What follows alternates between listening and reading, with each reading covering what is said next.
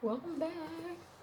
I am doing another review of um review of my Oracle decks. This one is the Witch's Kitchen Oracle cards. I think she has like two. This one I got because it was focused around herbs. There is another one that's purple, which I don't have, but this one was more focused around herbs. It's by Barbara Meiklejohn/Free and a Flavia Kate Peters, but it's illustrated by Richard Crooks. So, um, oh, yeah. It is a 48 card deck. Like I said, I got it because it was based around herbs, kitchen herbs, which, if you already haven't known, that's my forte. But here's a picture of the authors. Um, Straight to the point guidebook. She gives guidance, recipes, a little background of the herb, possibly what they're associated with. The one thing I like to do is sometimes I'll compare what this particular author interpreted for a particular herb in their deck with somebody else's interpretation to see, like if one person said bay is for wisdom and another person said it's for protection, because it can have multiple meanings, but I like to see how a person how they interpret, the meaning for that particular herb or a particular card in their deck. I need a new chair. So anyways, this is the card. Not too big, nice size for my hands, as you can see. Once again, my hands are tiny, but they're skinny. Pretty green color, nice silver gilded edges. When I do shuffle them, it's not hard. As you know, I only shuffle a certain way. I don't do all the other stuff. Plus, I don't like my cards being bent, so I get real frustrated if they're bent. Um, so I'm very gentle with them when I shuffle them. What's that look? Basil. I'm sorry, talking to myself. I'm very gentle with them when I shuffle the card. So yeah, but really easy shuffle. Like I said, you don't have to use these in readings. You can just use them to learn if this particular topic is something you're into.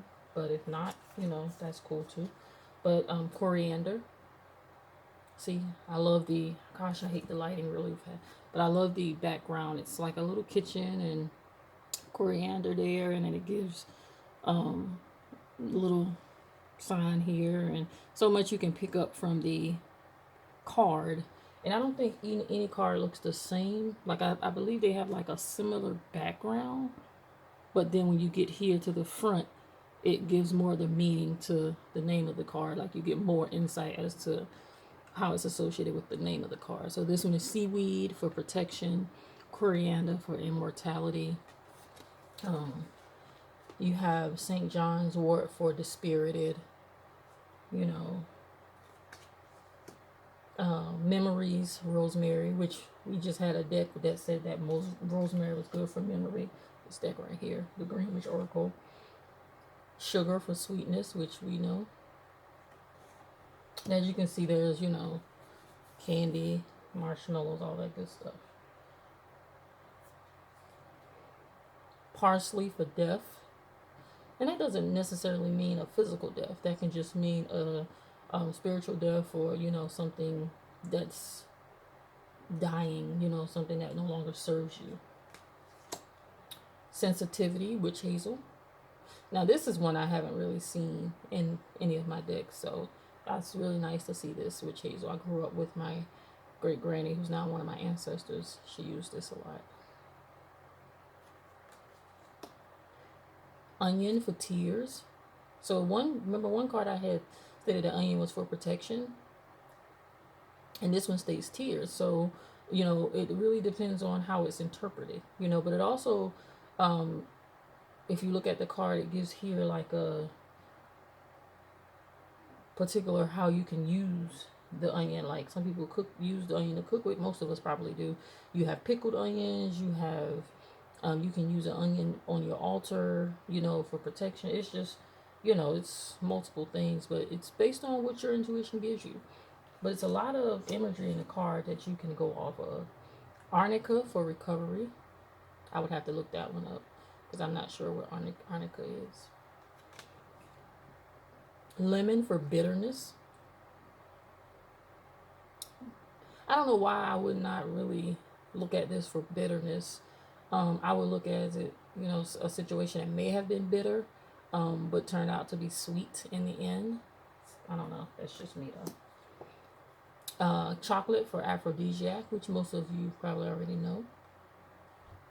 Like I said, the imagery, this lighting doesn't do it any justice. I'm sorry, but the imagery is beautiful. It allows you to really dig deep into your intuition. That's what I love about a lot of cards. Nutmeg for luck. I'm sure a lot of you have cooked with nutmeg. Dandelion for wishes. Remember we used to pull dandelions and blow them. They make a wish. Cumin for faithfulness.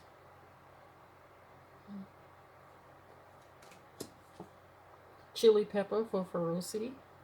Remember the last card was stimulation, so they both can, kind of bounce off one another. Ginger for power. I use ginger a lot in my cooking, but I also use it for tea. Catnip for bond. And all of the cards have a black cat in it. The only difference is this cat is up close in this card. But black cats are known for protection in the spiritual realm. So if you have one, if you know anybody that have one, some people may not know, but a black cat is protection in the spiritual realm, while a dog is protection in the physical realm. Oh, goodness, sorry. Salt for protection, as you all know. I actually created my own little black salt here with my incense, ashes, and white salt.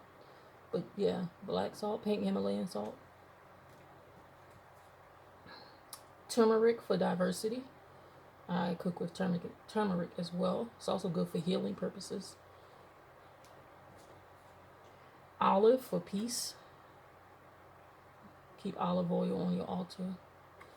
If you grew up in church, that was used to anoint. Bay leaves for abundance. You write on your bay leaf and burn it. You can also cook with it. There are some markers you can get on Amazon that if you wanted to write on your bay leaves and then cook with it, they're edible markers. I'm not sure the name of it, but I haven't gotten it, but I've thought about it. Hemp for expansion.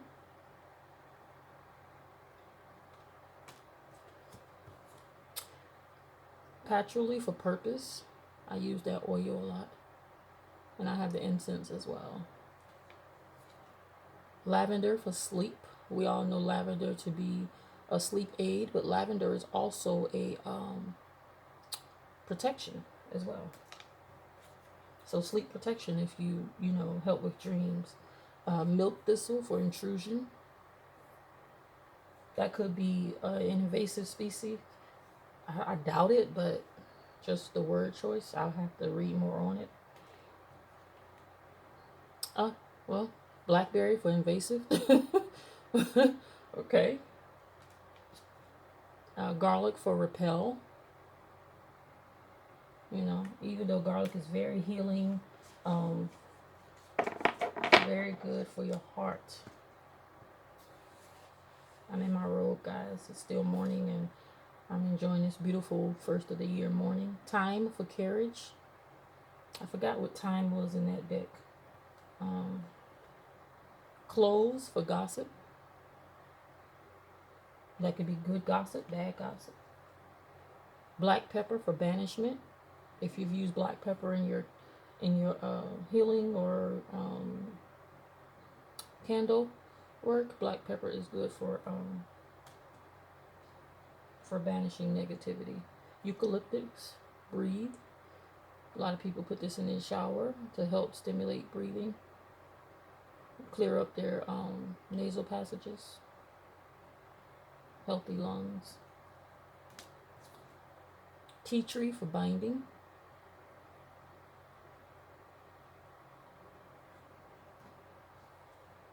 Cinnamon, reignite. And as we all know, cinnamon has many more properties: protection, love, money, psychic abilities, intuition, so much. Cinnamon, you can use cinnamon just for about anything. If you want to start with one herb and go with that herb, cinnamon would be the best way to start. Honey, ambrosia. Sage, purification.